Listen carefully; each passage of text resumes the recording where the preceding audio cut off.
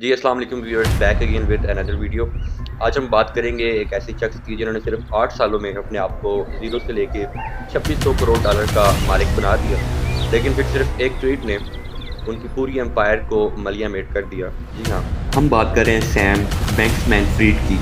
दुनिया के सबसे अमीर तरीन शख्स होने के साथ-साथ उनको छोटे से बड़े प्लेटफ़ॉर्म तक भी डिस्कस किया जाने लगा।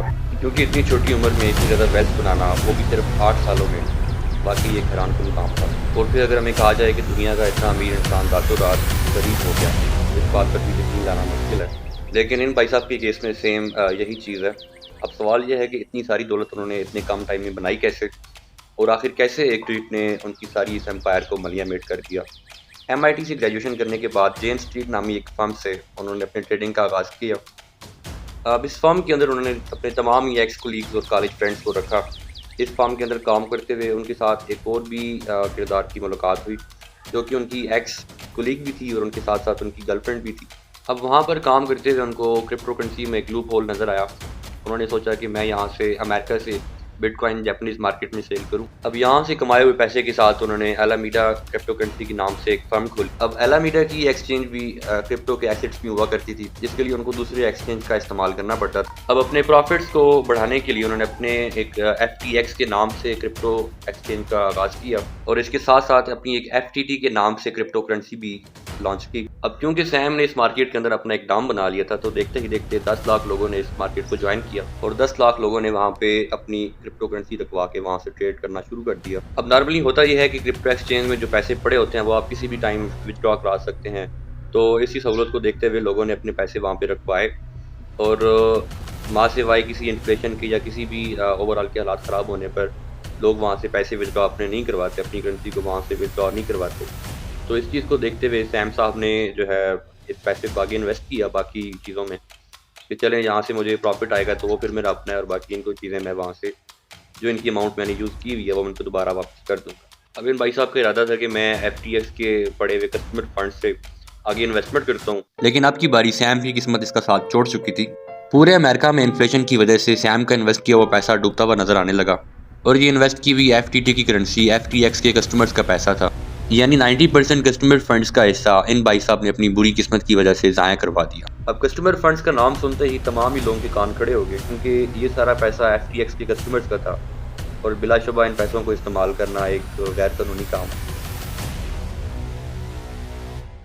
दूसरी जानिब हमारे सैम भाई इस सारे मामले के ऊपर कवर डाली जा रहे थे कि नहीं जी, हमारे तमाम ही कस्टमर्स का जितना भी पैसा है, जितनी भी उनकी करेंसी इन्वेस्ट हुई है वो सेव है। लेकिन इस तमाम मामले को एक तीसरा बंदा भी देख रहा था। अब जो सैम की गर्लफ्रेंड थी, जिसको सैम ने अलामीडा का सीईओ बनाया था, कैरोलीन एलिसन को, उन्होंने जब ये सारी करेंसी डूब रही थी और अमेरिका में इन्फ्लेशन आई, तो उन्होंने टीवी पे आके बयान दे दिया कि जी हमने कस्टमर फंड्स के थ्रू ये सारा पैसा लगाया हुआ था।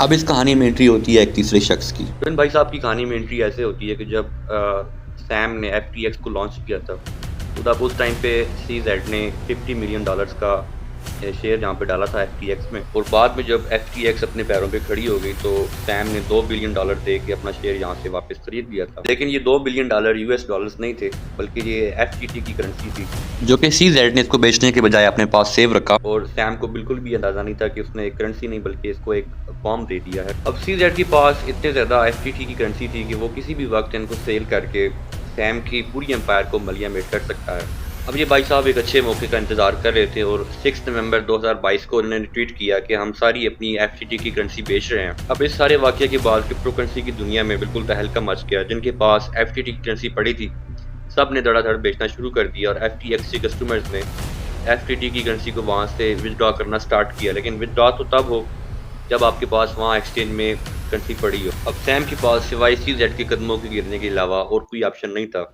तो इन दोनों के आपस में कुछ मामला तय पाए और एक खबर हमारे सामने आई कि जी एफटीएक्स को बाइनेंस खरीद रहा है। लेकिन 2 दिन के बाद पता चलता है कि जी बाइनेंस ने एक और यू टर्न मारा है और उन्होंने इस करेंसी को खरीदने से इनकार कर दिया, क्योंकि सैम ने ऑलरेडी एफटीएक्स का बेड़ा गर्क कर दिया था।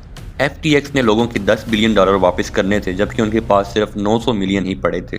यानी सैम ने एफटीएक्स में पड़े कस्टमर फंड्स का 90% हिस्सा निकाल के कहीं और इन्वेस्ट किया, जहां पे उसको भारी नुकसान हो गया। और फिर एक ही झटके में सीजेड की इन 2 ट्वीट्स ने $26 बिलियन के मालिक को $8 बिलियन का मकरूज कर दिया। 11 नवंबर 2022 को सैम ने ट्वीट करके अपनी हार तस्लीम कर ली और कहा FTX बैंकक्रप्ट हो चुका है। इस कहानी ने हमें सबक दिया कि जितनी चादर हो उतने ही पाँव फैलाने चाहिए। किसी और के पैसे को इन्वेस्ट करना अच्छे अच्छों को भारी पड़ सकता है। आने वाली मजीद दिलचस्प वीडियो तक मुझे दें इजाज़त। अल्लाह।